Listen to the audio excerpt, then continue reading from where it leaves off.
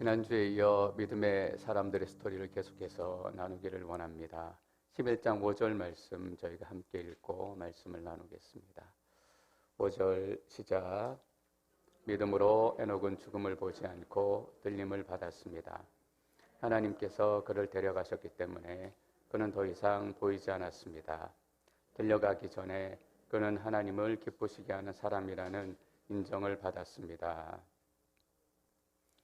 믿음의 사람들 하나님께서 기억하시면서 그들의 가장 대표적인 믿음의 사건들을 또 기억하게 하셨습니다. 그래서 우리가 각 사람의 이름을 기억하는 것도 물론 중요하지만 그들의 대표적인 히트곡이 무엇인가 라는 것을 우리가 함께 나눈 것이 중요하다라고 말씀을 드렸습니다. 5절에 보니까 같은 표현이 3번이나 나옵니다. 들림을 받았습니다. 데려가셨기 때문입니다. 들려가기 전에 들림을 받았다, 데려가셨다, 죽음을 보지 않았다라는 의미입니다. 이것이 에녹의 사건의 가장 대표적인 믿음의 사건입니다. 죽음을 보지 않고 들려갔다. 어떻게 그런 일들이 일어났는지 우리가 다 이론적으로 설명을 할 수는 없습니다. 그러나 분명한 것은 하나님께서 에녹을 이 땅 가운데 다른 사람들처럼 죽지 않고 변화시키셔서 데려가셨다라는 것은 확실합니다. 죽음을 경험하지 않았다라는 것이 너무나 중요한 사건입니다. 창세기 5장으로 저희가 한번 돌아가 보겠습니다. 에녹이 성경에 나오는 부분인데요. 창세기 5장에 가보면 5장에는 아담의 후손들, 아담의 족보가 나옵니다. 그래서 많은 사람들의 이름이 나와요. 아담이 셋을 낳고 또 셋이 에노스를 낳고 에녹을 낳고 또 에녹의 자녀 셈과 함과 야벳을 낳았다라는 것까지 아담부터 노아의 자손까지 족보가 쭉 나옵니다. 근데 다들 오래 살았습니다. 아담이 여러분 930살까지 살았습니다. 어떻게 이렇게 오래 살 수 있었을까? 우리는 지금 과학과 지금 지성으로는 이해할 수 없죠. 그래서 930살까지 살았다라고 성경에 기록이 되어 있습니다. 놀라운 일이죠. 그래서 어떤 학자들은 아담 개인이 930년 동안 사는 게 아니라 이씨 왕조가 한 400~500년 지속이 되지 않았습니까? 그래서 셋의 왕조 또는 에녹의 왕조, 이 왕조의 이름일 거다라고 해석을 하는 사람들도 있습니다. 뭐 어쨌든 좋습니다. 우리가 여기서 봐야 될 것은 뭐냐 하면 930년 또 800년 이런 것도 중요하지만 그들의 삶이 어떻게 마무리가 되고 있는가라는 겁니다. 동일하게 모두 끝이 나고 있어요. 아담은 모두 930년 동안 살다가 오래 사는 거죠. 근데 그 인생의 결론이 뭐냐면 죽었다라는 거예요. 930년 동안 살다가 죽었습니다라고 그 인생이 마무리가 돼요. 1000년을 가까이 살았지만 그 인생의 끝이 뭐냐 하면 죽음이라는 얘기예요. 에노스가 있어요. 에노스는 807년을 더 살았어요. 근데 807년을 살다가 그 인생의 끝이 뭐냐 하면 죽었다라는 거예요. 창세기 5장에서 우리에게 얘기하고 싶은 것은 이것입니다. 몇백 년을 오래 살았다라는 기적적인 사건도 물론 중요하지만 그들의 인생의 결말이 무엇인가라는 것을 우리에게 얘기해 주고 싶은 거예요. 그들의 인생의 결말은 뭐예요? 죽음이에요. 여러분, 왜 한 인생의 결말이 30년이 됐던 100년이 됐던 900년이 됐던 죽음일 수밖에 없을까요? 하나님께서 아담과 하와 선악과를 따먹고 나서 땅을 저주하시고 그 인생의 심판을 내리셨어요. 너희가 죽음을 맛보게 될 것이다 라는 거예요. 그래서 이 땅에 사는 모든 사람들은 하나님의 심판과 저주 아래 있기 때문에 죽음의 권세를 벗어날 수 없다라는 거예요. 그래서 계속 살다가 죽었습니다. 살다가 죽었습니다. 살다가 죽었습니다 라는 표현이 반복이 돼요. 몇 천 년 동안 또는 몇만 년 동안 이 사건이 계속 지적이 됐다고요. 그래서 이 의미를 알고 창세기 5장을 읽으면 우리가 낙심할 수밖에 없어요. 우리가 막 힘을 내고 살려고 하는데, 소망을 가지고 살려고 하는데 우리 인생의 결말이 죽음이에요. 우리 인생의 결말이 실패예요. 우리 인생의 결말이 절망이에요. 여러분, 오래 사는 것이 무슨 의미가 있겠어요? 좀 지금 잘 먹고 사는 게 무슨 의미가 있겠어요? 결국은 다 죽음으로 망하고 이 땅 가운데 사라져 가는데. 그래서 철학가들은, 많은 사상가들은 우리 인생을 죽음으로 해석을 하고 우리 인생의 아픈 것들을 노래했어요. 왜냐하면 그들은 인생의 결론이 죽음이라는 것을 알았기 때문이에요. 근데 철학가들이 알지 못한 것들이 있었어요. 사상가들이 알지 못한 것이 있었다고요. 여기에 중간에 탁 등장하는 게 에녹이에요. 5장 19절에 보면 에녹이 처음 나옵니다. 18절에 제가 읽어보겠습니다. 에녹의 아버지가 야렛인데 야렛은 162세에 에녹을 낳았습니다. 에녹을 낳은 후 800년은 더 살면서 다른 자녀들을 낳았습니다. 야렛은 모두 962년을 살다가 죽었습니다. 에녹은 65세에 무두셀라를 낳았습니다. 무두셀라를 낳은 후 300년 동안 하나님과 동행하며 다른 자녀를 낳았습니다. 에녹은 모두 365년을 살았습니다. 에녹은 하나님과 동행하다가 세상에서 사라졌는데 하나님께서 그를 데려가셨기 때문입니다. 에녹의 인생의 결론은 달라요, 여러분. 365년을 살다가 죽었습니다 라는 것이 에녹의 인생의 결론이 아니라 뭐냐 하면 에녹은 하나님과 동행하다가 세상에서 사라졌는데 하나님께서 데려가셨다라는 거예요. 에녹의 인생의 결론은 뭐냐 하면 하나님께서 데려가신 거예요. 죽음을 경험하지 않고 하나님과 동행하는 삶을 살다가 하나님께서 에녹을 데려가시는 거예요. 우리는 성경이기 때문에 이 절망스러운 이 죽음 앞에 있는 인생의 소식들 가운데서 하나님께서 빛처럼 우리에게 주시는 복음의 소식을 듣는다고요. 이것이 창세기 5장에서 우리에게 보여주는 복음이에요.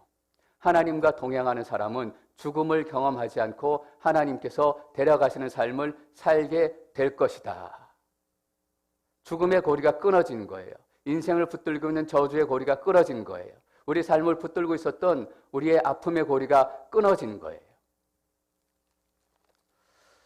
히브리서 5장으로 11장으로 다시 한번 돌아가 보겠습니다. 에녹이 두 번째 믿음의 사람으로 나옵니다. 첫 번째 믿음의 사람은 누구였습니까? 아벨이었어요. 아벨의 인생의 결론이 뭐였어요? 죽음이었어요. 그것도 비참한 죽음이었다고요. 믿음의 사람으로 의롭게 살다가 하나님께 의로운 사람이다라고 평가를 받고 인정을 받은 그 삶을 살았는데도 그 인생의 결론이 뭐냐 하면 죽음이에요. 4절 끝에 보면 그는 죽었지만 믿음으로 여전히 말하고 있습니다. 그 인생이 죽음이었다라는 것을 얘기해줘요. 우리는 더 낙심하게 될 거예요. 하나님께 의롭다라는 평을 받고 하나님께 인정을 받았던 에녹조차도 그 인생의 결론이 죽음이었다면 우리가 무슨 소망을 가질 수 있겠는가? 우리가 무슨 희망을 가질 수 있겠는가? 우리가 아벨보다 더 의로운 삶을 살 수 있을까? 더 나은 삶을 살 수 있을까? 결국 우리도 절망의 손에 묶여서 사라져 갈 거야. 우리의 인생은 계속 실패할 거야. 우리의 인생은 계속해서 끝으로 떨어지기만 할 거야. 더 낙심하게 되는 거예요. 근데 5절에는 뭐예요? 믿음으로 에녹은 죽음을 보지 않고, 여기서 믿음의 대반전이 일어나는 거예요. 믿음의 사람도 죽음을 피할 수 없고 저주를 피할 수 없고 고통과 아픔을 피할 수 없구나라고 낙심하고 지치고 실망할 때쯤 하나님께서 믿음의 반전을 우리 삶 가운데 일으키겠다라는 약속을 우리에게 주시는 거예요. 여러분, 믿음으로 사는 삶은 이래요. 예수님께서 너가 너를 부인하고 십자가를 지지 않으면 내 제자가 될 수 없다. 하나님, 내가 어떻게 십자가를 지고 그 아픈 삶, 고통스러운 삶을 따라갈 수 있겠어요? 그냥 십자가 없이도 살아가는 게 이렇게 버겁고 힘들고 어려운데 그냥 십자가를 지는 순간 나는 넘어지고 죽고 말 거예요. 근데 여러분, 거기서 믿음의 대반전이 일어나요. 우리가 그 무거운 십자가를 지고 예수님을 따르겠습니다 라고 출발하는 순간 우리가 한 발짝도 떼어놓을 수 없을 것 같았지만 아니에요. 우리 삶 가운데 믿음의 능력이 생기고 믿음의 소망이 생기고 우리가 예수 그리스도의 능력으로 말미암아 그 십자가를 지고 믿음의 삶을 살아가기 시작할 수 있게 되는 거예요. 제가 목사가 되기를 처음 결심했을 때 제가 이런 목회를 하리라고 생각했겠어요?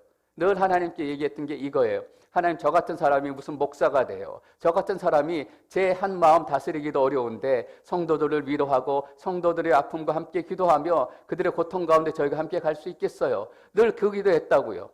하나님도 참 깝깝하세요. 오죽 사람이 없으면 저 같은 사람을 목사로 부르시겠어요? 제가 이렇게까지 하나님한테 기도했다고요. 근데 하나님께 주신 십자가를 지고 걷는 그 순간 아니에요. 어디서 시작됐는지 모르지만 내 안에서 힘이 생기기 시작하더라고요. 내 안에서 지혜가 생기기 시작하고 능력이 생기기 시작하고 하나님, 제가 어떻게 하나님의 말씀을 감히 증거할 수 있겠습니까? 이 연약한 제 입술로, 지혜도 없고 능력도 없는 제 입술로 하나님의 말씀을 증거해서 어떻게 악하고 절망 가운데 있는 이 세상을 변화시킬 수 있겠어요? 이 설교를 듣고 성도님들이 믿음을 가질 수 있겠어요? 지금도 이렇게 기도해요. 그런데 이 단 앞에 서서 말씀을 선포하고 말씀을 전하는 이 순간 제 안에는 능력이 임해요, 여러분. 성령의 파워가 임한다고요. 여러분, 이것이 믿음의 대반전이에요. 믿음으로 살면 죽을 것 같아요. 믿음으로 살면 실패할 것 같고 믿음으로 살면 다 비웃을 것 같다고요. 근데 아니에요.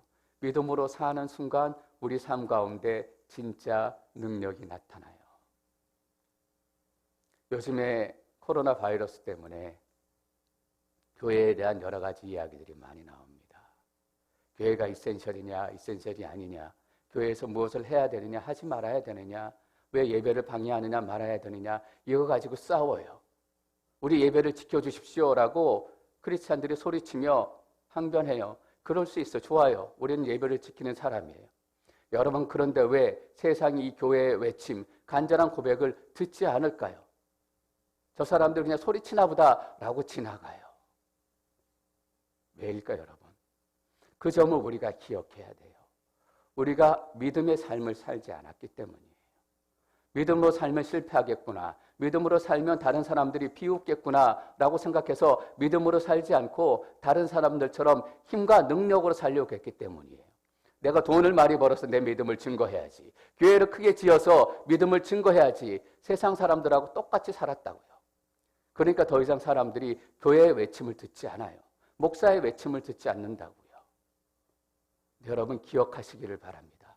믿음으로 살면 죽음을 보지 않아요. 믿음으로 살면 절망을 경험하지 않아요. 물론 에녹처럼 하나님께 직접 우리의 육신을 데려가시는 일은 한 번 더 일어날 거예요. 언제 일어나냐 하면 예수님께서 재림하셔서 이 땅 가운데 왕으로 오시는 순간 우리가 에녹같이 동일한 경험을 하게 될 거라고요. 그 이전까지 우리 어떤 삶을 살아야 하느냐? 죽음이 덮고 있는 이 땅, 절망이 덮고 있는 이 땅, 실패가 덮고 있는 이 땅 가운데 우리가 실패에 묶이지 않고 절망에 묶이지 않고 죽음의 권세 아래 있지 않고 죽음을 뚫고 일어서는 거예요. 절망을 뚫고 일어서는 거예요. 그리고 믿음으로 선포하는 거예요. 믿음으로 에녹은 죽음을 보지 않고 들림을 받았습니다. 하나님께서 그를 데려가셨기 때문입니다. 그는 더 이상 보이지 않았습니다. 그리고 뒤에 이렇게 이어집니다. 들려가기 전에 그는 하나님을 기쁘시게 하는 사람이라는 인정을 받았습니다. 왜 하나님께서 에녹에게 죽음을 보지 않고 들려가게 하셨을까? 직접적인 이유에 대해 설명을 하고 있습니다. 에녹은 어떤 사람이에요? 하나님을 기쁘시게 하는 사람이에요. 어떻게 하나님이 에녹 때문에 기쁘셨을까? 에녹이 도대체 어떤 일을 했길래 하나님께서 에녹 때문에 기뻐하셨을까? 어떤 사건이 있었을 것 같아요. 어떤 중요한 일들이 있었을 것 같아요. 역사가 있었을 것 같아요. 근데 5절 성경 말씀 잘 보세요. 어떤 구체적인 사건 하나도 기록하고 있지 않아요. 이게 너무 중요해요. 우리는 어떤 이벤트, 어떤 사건, 이것 때문에 하나님께서 나를 기뻐하실 거다라고 생각을 해요. 여러분, 절대 그렇지 않아요. 우리가 어떻게 하나님을 기뻐하게 만드실 수 있겠어요? 헌금을 많이 하면? 얼마 드리면 하나님께서 야, 너가 헌금 많이 해서 내가 기분 좋다, 기쁘다라고 얘기하겠어요? 1000불, 10,000불, 100,000불, 100,000불? 여러분, 하나님께서 이 땅의 모든 것의 주인이신데 100,000불 가져왔다고 해서 야, 너 돈 많이 가져왔구나, 내가 기쁘다, 그럴 것 같으세요? 야, 내가 선교 많이 해서, 내가 전도 많이 해서 하나님께서 강건적으로 역사하시면 100만 명이 한 번에 회심할 수 있는 일들이 일어날 수 있어요. 전도 많이 했다고 귀한 일이에요. 그러나 그 사건 때문에 내가 기뻐한다라는 게 아니에요. 하나님께서 우리를 왜 기뻐하시는가? 여러분, 이걸 우리가 잘 알아야 돼요. 예수님께서 요단강에 세례를 받고 올라오셨어요. 그때 성령이 비둘기처럼 예수님에게 내려오면서 하늘에서 음성이 들려요. 여러분 무슨 음성이 들렸는지 기억하세요? 이는 내 사랑하는 아들이요. 뭐래요? 내 기뻐하는 자다. 예수님 아무것도 안 하셨거든요. 이제 오셔서 공생애를 시작하시려고 세례를 받으셨어요. 한 명의 병자도 고치지 않으셨고 말씀을 선포하지도 않으셨고 산에 올라가서 산상수훈을 설교하지도 않으셨고 아무것도 하지도 않으세요.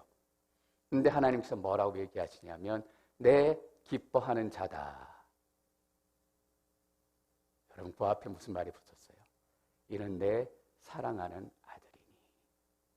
하나님께서 왜 기뻐하시는 줄 아세요? 내 사랑하는 아들이기 때문이에요. 저는 제 딸을 보면 항상 기뻐요. 좋은 대학 가고 좋은 직장 가고 나한테 좋은 일 많이 해서 그게 아니라 내 딸이기 때문에 제 딸만 보면 기쁘다고요. 어떤 분이 자녀들 다 키워놓고 우리가 가끔 어릴 때 우리 애들하고 찍은 사진 또 애들 사진 볼 때 있잖아요. 아기 때 태어나서 3살, 4살 뭐 어릴 때 사진 보면 우리가 그냥 안 그러려고 그래도 웃음이 나와요. 아, 이때 다시 한번 돌아갔으면 좋겠다. 그리고 그분이 막 기뻐하면서 그 어릴 때 사진 보면서 사진에 있는 아들을 보고 이렇게 얘기했대요. 너 이제 나한테 할 효도는 벌써 다 했다. 이렇게 얘기했대요. 그럼 무슨 말인지 아세요? 아기로 태어나 줌으로 이미 그 아기는 효도를 다 한 거예요. 부모한테. 어떤 책인가 보니까 이런 읽은 기억이 나요. 아기는 태어나서 36개월 이전에 부모한테 할 효도를 이미 다 한대요. 그 말 맞는 것 같아요. 곰곰이 생각할수록. 아무것도 하지 않아도 태어나서 아장아장 걷고 아들이 되어주고 딸이 되어주고 부모가 되는 기쁨을 우리에게 느끼게 해준 것만으로도 우리는 충분히 기쁨을 누리고 효도를 다 받은 거예요. 여러분 그때보다 기쁜 때가 올 것 같으세요? 그때보다 우리 아이들이 기쁠 때가 사랑스러울 때가 있을 것 같으세요? 그거예요. 왜 우리가 기뻐하느냐? 네가 내 딸로 태어나줬기 때문에, 네가 내 아들로 태어나줬기 때문에 기뻐하는 거예요. 그래서 아까 읽은 창세기 5장의 에녹의 삶을 얘기하는데 그 삶을 또 다른 한 줄로 얘기합니다. 하나님과 동행했다라고 기록을 해요. 하나님을 기쁘게 하는 사람은 하나님과 동행하는 사람이에요. 하나님과 같이 걷는 사람이에요. 우리가 어떤 사람하고 잠깐 같이 걸어갈 수 있어요. 잠깐 같이 방향이 같아서 걸어갈 수 있어요. 근데 계속 같이 가지는 못한다고요. 평생을 동행하고 평생을 같이 걸어가려면 뭐가 전제가 되어야 하냐면 사이가 좋아야 돼요. 서로 사랑해야 된다고요. 사이가 좋지 않으면 동행할 수 없고 평생을 걸어갈 수 없어요. 하나님께서 에녹의 삶을 평가하실 때 하나님과 동행했다라고 표현한 것은 평생토록 하나님과 함께 했다라는 거예요. 다시 말하면 하나님과 사이가 좋았다, 하나님과 사랑을 나누었다라는 거예요. 하나님과 동행하는 삶은 하나님을 기쁘게 만듭니다. 하나님을 기쁘게 만드는 것이 믿음이에요. 여러분, 그래서 다른 말로 하면 믿음은 뭐냐 하면 사랑이에요. 우리는 믿음을 생각할 때 뭔가 큰 업적을 이루어야 믿음이 좋다, 믿음이 강하다 이렇게 생각해요. 여러분 아닙니다. 하나님께서 믿음이라고 얘기하실 때는 사랑인 거예요. 얼마나 사랑하는가, 사랑을 누리는가. 사랑하지 않으면 인생을 같이 갈 수 있겠어요? 우리가 이전에는 이 부부관계를 뭐라고 불렀냐 하면 반려자라고 불렀던 거 기억나세요? 요즘에는 그 표현 거의 안 쓰죠. 왜냐하면 이혼율이 너무나 많기 때문인 것 같아요. 진짜 같이 가는 사람들이 많지 않기 때문인 것 같아요. 반려라는 것이 어떤 의미예요, 여러분? 같이 걷는다라는 거예요. 부부는 동행하는 사람이에요. 사랑이 없으면 절대 동행할 수 없다고요. 하나님과 동행하는 삶이란 무엇인가? 하나님을 사랑하고 사랑을 나누게 되었다라는 거예요. 그래서 믿음은 어떤 사역과 사명과 업적이 아니라 관계예요. 내가 하나님과 어떤 관계를 맺고 있고 어떤 관계를 누리고 있는가? 여러분 하나님 사랑하고 계십니까? 하나님을 사랑한다라는 것은 뭐냐면 하나님밖에 없습니다라는 거예요. 하나님 외에는 내가 다른 것이 없습니다라는 거예요. 여러분 이것을 기억하는 게 뒤에 하나님께 상 주신다라고 얘기할 때 이 상이 뭔가 우리가 진짜로 아는데 결정적인 단서를 제공을 해요. 첫 번째, 동행하기 위해서는 사이가 좋아야 돼요. 두 번째, 동행하기 위해서는 뜻이 같아야 돼요. 뜻이 다르면 동행할 수가 없어요. 방향이 다르다라는 얘기잖아요. 사랑하지만 방향이 다르고 뜻이 다르면 헤어져 갈 수밖에 없는 거예요. 하나님의 뜻이 내 뜻이 된다라는 거예요. 에녹의 삶의 목표와 뜻은 하나님께서 원하시는 것이 되었다라는 겁니다. 옛날이니까 하나님 뜻대로 살기 쉬웠겠지. 여러분 그렇게 생각하지 마십시오. 에녹 때가 지나면 곧 노아의 홍수가 와요. 죄와 관역에서 하나님께서 도저히 참으실 수 없었던 그 시간이 와서 홍수로 이 땅을 다 심판하신다고요. 지금보다 죄가 더 관영했던 시대고 죄가 더 편만했던 시대예요. 어쩌면 지금보다 믿음을 지키고 사는 것이 더 힘들었을지 몰라요. 더 어려웠을지 몰라요. 에녹의 시대니까, 노아의 시대니까 그렇게 살 수 있었을 거다. 여러분 절대 그렇게 생각하지 마십시오. 사랑하는 사람과 같은 뜻으로 간다라는 것은 다른 것들과 싸워야 된다라는 의미를 가지고 있어요. 그래서 에녹은 제 생각에 믿음의 싸움을 매일 했을 것 같아요. 얼마나 많은 사람들이 비웃었겠어요. 그렇게 사는 거 아니다. 그렇게 살면 손해본다. 그렇게 살면 남들이 우습게 보고 만만하게 본다. 옆에 사람들이 얼마나 얘기하고 충고하고 조언했겠어요. 근데 그 말들 듣지 않고 에녹은 하나님의 말씀만을 듣고 하나님과 같은 방향으로 갔던 거예요. 그래서 어떤 학자들이 이렇게 얘기하더라고요. 하나님께서 분명히 많은 사람들이 다 볼 수 있는 방법으로 에녹을 하늘로 데려가셨을 거다라고 얘기하는 학자도 있어요. 저는 충분히 공감이 가더라고요. 이 어둠의 시대에, 이 더러움의 시대에, 죄가 관영한 시대에 하나님의 백성, 하나님의 말씀대로 살아가는 사람들이 어떤 인생의 결론을 맞이하는지 하나님께서 그 땅 가운데 분명히 선포하셨고 또 선포하시고 싶었을 거다라는 믿음이 제게 오더라고요. 그래서 봐라, 이것이 하나님을 믿는 백성들의 마지막 삶이다. 너의 인생은 죽음이고 절망이고 실패로 끝이 나겠지만 하나님을 믿는 백성들은 죽음을 경험하지 않고 하늘로 들려가게 될 것이다. 저는 하나님께서 여러분들이 이 땅 가운데 그렇게 믿음의 사람으로 사용하시기를 축원합니다. 믿음은 실패할 거다.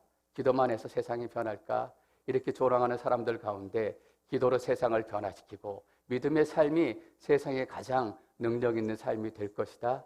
이것을 여러분들 통해서 증명하실 줄 믿습니다. 6절 말씀 계속 읽습니다. 6절 시작. 믿음이 없이는 하나님을 기쁘시게 할 수 없습니다. 그러므로 하나님께 나아가는 사람은 하나님이 계신 것과 하나님은 그분을 간절히 찾는 사람들에게 상 주시는 분임을 믿어야 합니다.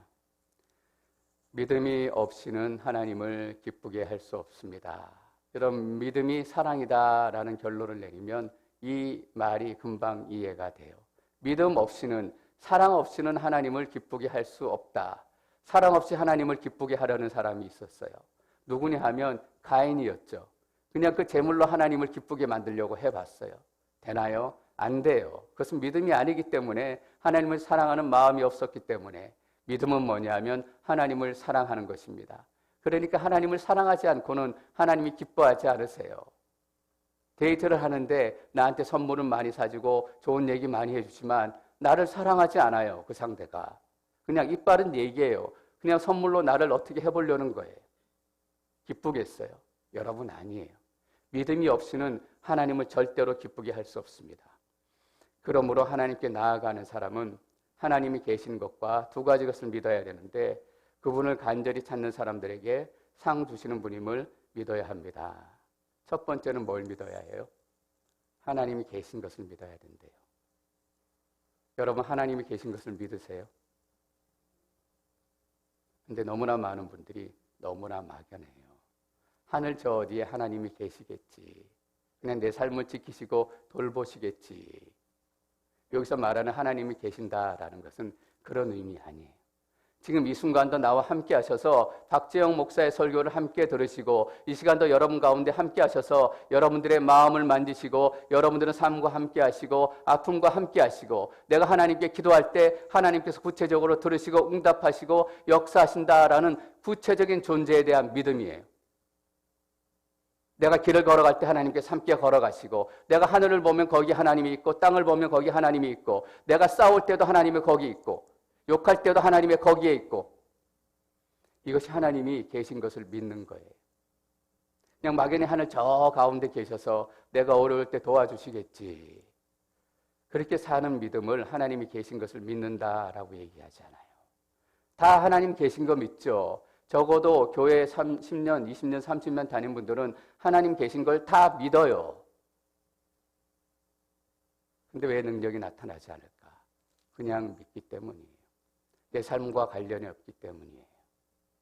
여기서 말하는 하나님이 계신 것을 믿는다라는 것은 그렇게 믿으면 내 삶이 변할 수밖에 없어요.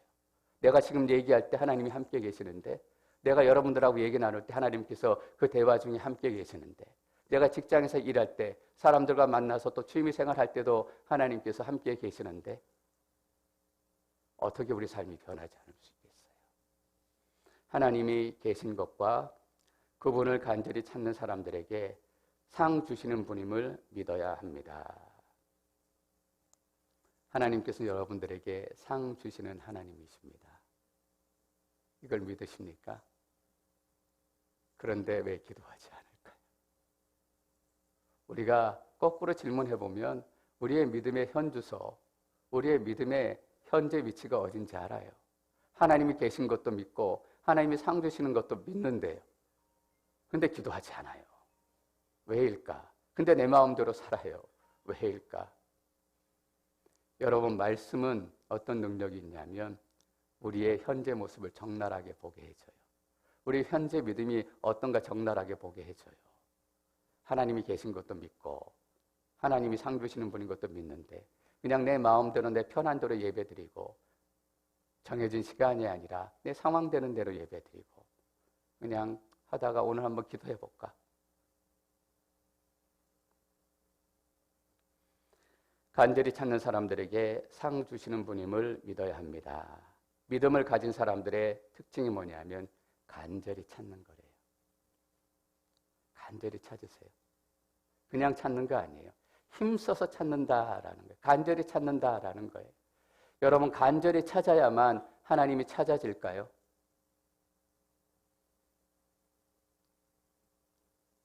어떤 분이 숨바꼭질 얘기를 하셨는데 참 저는 그 얘기가 마음에 와닿더라고요. 우리가 신앙생활을 어떻게 해야 되는가? 내가 간절히 찾지 않으면, 열심히 기도하지 않으면 하나님께서 응답해 주시지 않으셔? 하나님 내 마음을 다 알고 계신데, 내 상황을 다 알고 계신데, 어떤 분이 숨바꼭질 얘기를 하셨어요. 어릴 때 이제 자녀들이 3, 4명 됐는데 어릴 때 자녀들하고 숨바꼭질 했던 기억을 하시더라고요.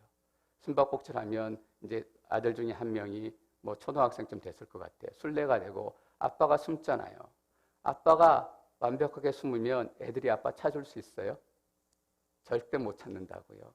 근데 아빠가 어떻게 해요? 애들이 근처 들어가면 이러죠. 왜 그럴까? 나 찾으라고. 나 찾으라고. 애들이 열심히 찾다가 그 소리 듣고 찾는 거예요. 그럼 아빠 여기 있다라고 웃고 다 가족이 껴안는 거 아니에요. 열심히 찾아오는 그 아들에게 아빠가 나 여기 있다라고 헛기침하고 똑똑똑똑하고 그 가운데 아이들은 뭐냐면 찾는 기쁨을 누리는 거예요, 여러분. 아버지는 어때요? 찾아주는 기쁨을 누리는 거예요. 내가 여기 있다. 아시겠어요? 간절히 찾는 사람들에게 상 주시는 분이심을 믿어야 합니다. 무슨 상이냐? 간절히 찾는 사람들이 원한 게 뭐 있어요? 간절히 찾아서 하나님을 만나고 싶다라는 기쁨을 가지고 가는 거잖아요. 근데 하나님께서 똑똑똑똑 하셔서 하나님을 찾는 기쁨이 진짜 기쁨이 되게 하는 거예요. 앞에서 믿음은 뭐라고요? 사랑이라고 말씀드렸죠. 한 연인이 만나서 사랑을 하면 사랑하는 사람들의 최종 목표가 뭔지 아세요? 더 사랑하게 되는 거라고요. 더 좋아하게 되는 거라고요. 그게 사랑하는 사람들에게 주는 최고의 상이라고요. 사랑하는 사람들이 열심히 만나서 일하고 좋은 집을 갖고 좋은 차를 갖고 그거는 열심히 사는 부수적인 결과고 진짜 사랑하는 사람들에게 주는 상은 뭐냐면 더 사랑하게 되고 더 위하게 되고 그래서 서로를 위해서 더 희생하게 되는 거예요. 여기서 말하는 상이 뭔지 우리가 잘 알아야 돼요. 그분을 간절히 찾는 사람들에게 상 주시는 분임을 믿어야 합니다. 간절히 찾는 사람들에게 주시는 하나님의 상이 뭐냐 하면 하나님이에요, 여러분. 누굴 찾아왔어요? 하나님을 간절히 찾아왔는데 엉뚱한 것을 주면 기쁨이 있겠어요? 하나님을 찾아온 사람에게 하나님이 나타나야 그 삶 가운데 진짜 기쁨이 있는 거죠. 근데 여러분, 하나님을 찾아서 갔는데 하나님을 만났어요. 근데 기쁨이 없다? 그럼 여러분 하나님 찾아온 게 아니라 엉뚱한 거 찾아온 거죠. 많은 사람들이 엉뚱한 거 찾아요. 하나님 만나면 뭐해? 하나님 더 깊이 만나면 뭐해? 여전히 내 삶 가운데 어려움이 있고 나는 여전히 경제적으로 힘들고 어려운데 나는 하나도 안 기뻐. 하나님 찾아온 줄 알았는데 결국은 돈 찾아온 거더라고요. 하나님 찾아온 줄 알았는데 결국은 엉뚱한 거 찾아오는 거더라고요. 에녹은 어떻게 살았는가? 하나님이 계신 것을 믿었고 또 하나님을 간절히 찾아서 하나님께 상급을 받았어요. 그 상급이 뭐냐면 죽음을 경험하지 않고 바로 들려 올라간 거잖아요. 들려 올라와서 여러분 어디로 갔을까 생각해 보세요. 어디로 갔어요? 하나님의 집으로 간 거죠. 하나님의 집에 가서 뭐 했겠어요? 하나님을 얼굴과 얼굴을 맞대야 알게 된 거잖아요. 그게 에녹에게 주셨던 상급이라고요. 아까 읽었던 창세기 5장에서 보면 에녹이 그 많은 사람들 중에서 제일 단명했어요, 여러분. 제일 짧게 살았더라고요. 지금 우리의 시각으로 보면 쯧쯧쯧 한창 나이에. 근데 하나님이 이 땅을 보는 시각은 우리와 다르다라는 것을 우리가 깨달을 수 있어요. 네 인생의 가장 큰 복, 가장 소중한 복은 하나님과 얼굴을 맞대어 아는 것이다. 때로는 믿음의 사람들이 여러 가지 이유로 열심히 기도하고 헌신하고 섬기고 믿음의 삶을 살았는데 짧게 단명하는 경우 너무나 많이 봐요. 때로는 아프고 힘들게 사는 일들도 우리가 너무 많이 경험하게 돼요. 그런데 하나님께서는 그들의 마음속에 뭘 주셨냐 하면 내가 나를 간절히 찾는 사람들에게 상 주시는 하나님이다 라는 믿음을 주신 거예요. 그 상이 뭐냐? 하나님을 찾는 것. 그들의 여러 가지 주변 상황은 어려워가지만 그들의 내면적인 삶은 계속해서 기쁨으로 충만해져 가는 거예요. 사도 바울이 뭐라고 고백했냐면 내 겉모양은 날이 지날수록 시간이 지날수록 후패하지만 썩지만 죽음이 생기지만 뼈가 삭고 몸이 아프지만 내 속사람은 뭐래요? 날마다 강건해지고 새로워진대요. 왜냐하면 날마다 하나님을 찾는데 하나님을 더 깊이 사랑하게 되고 더 깊이 알게 되고 더 깊이 누리게 되니까 나이 들매의 고통, 죽음의 고통이 그 삶을 잡지 못하는 거예요. 여러분 믿음은 무엇인가? 믿음은 두 가지 믿는 것이다 라고 5절, 6절에서 얘기합니다. 하나님이 계신 것을 믿으십시오.